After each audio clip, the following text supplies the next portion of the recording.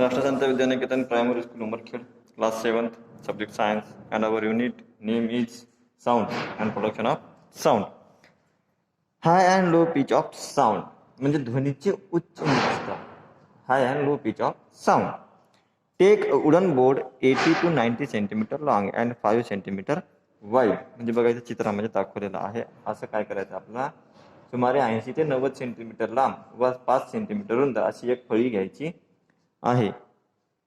Hammer two nails into it, each a few centimeters away from its two ends. Tie the ends of a thin metal wire to the nails so that the wire is stretched tightly between them. Insert a wedge-shaped wooden or plastic block under the wire near each of the nails and plug the wire lightly. म्हणजे आपल्याला काय करायचं आहे आता, ती फळी घेतल्यानंतर त्यावर दोन्ही टोकांकडून काही सेमी सोडून 2 खिळे हातोडीच्या साहाय्याने ठोकायचे. आता बघा इथं एक खिळा ठोकलेला आहे आणि इथे काही सेंटीमीटर सोडलेलं आहे दोन्ही टोकावर या फळीच्या, आणि 2 खिळे आपण तिथे ठोकलेले आहेत. त्या 2 खिळ्यांदरम्यान एक बारीक तार ताणून पक्की बांधायची आहे. बघा ही तार अशी बांधायची आहे या दोन्ही पण खिळ्यांच्या दरम्यान. आता या चित्रात दाखवल्याप्रमाणे खिळ्यांजवळ तारेखाली दोन्ही बाजूंनी लाकडी किंवा प्लास्टिकचा एक एक त्रिकोणी ठोकळा सरकवा व हलकेच तार छेडा. आता हा जो ठोकळा ठेवलेला आहे हा इथे एक आणि इथे एक, याला थोडं सरकवायचं, याला थोडं सरकवायचं आणि तार छेडत राहायचे. या म्हणजे आपल्याला वेगवेगळे आवाज येत राहील. Did you here any sound? तुम्हाला आवाज आला का, म्हणजे आवाज ऐकायला येईलच. Observe whether the wire vibrates. Now insert 2 or 3 small rectangular blocks below the wedge-shaped block on one side in such a way that the length of the wire does not change. म्हणजे आता ती तार कंपित होते याचे निरीक्षण करा. आता लाकडाचे 2-3 छोटे चौकोनी ठोकळे एका बाजूच्या त्रिकोणी ठोकल्या खाली असे सरका की तारेच्या लांबीत काही फरक पडणार नाही.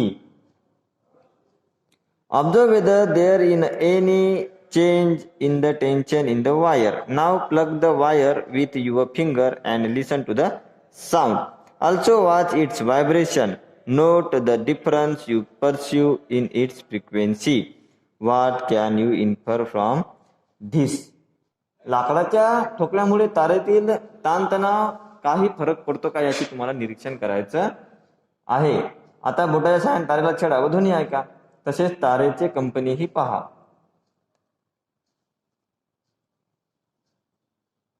कंपनांच्या वारंवारतेमध्ये काय फरक जाणवतो याची नोंद घ्या. नोंदीवरून काय आढळेल त्याच्या नोंद घेऊन आपल्याला त्या नोंदीवरून काय आढळेल.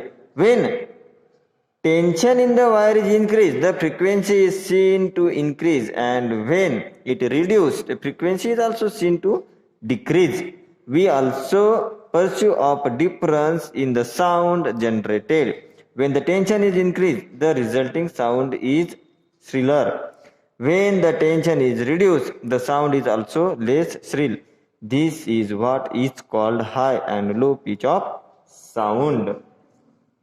तारेचा ताण वाढला तर वारंवारता वाढते व ताण कमी केला तर वारंवारता कमी होते.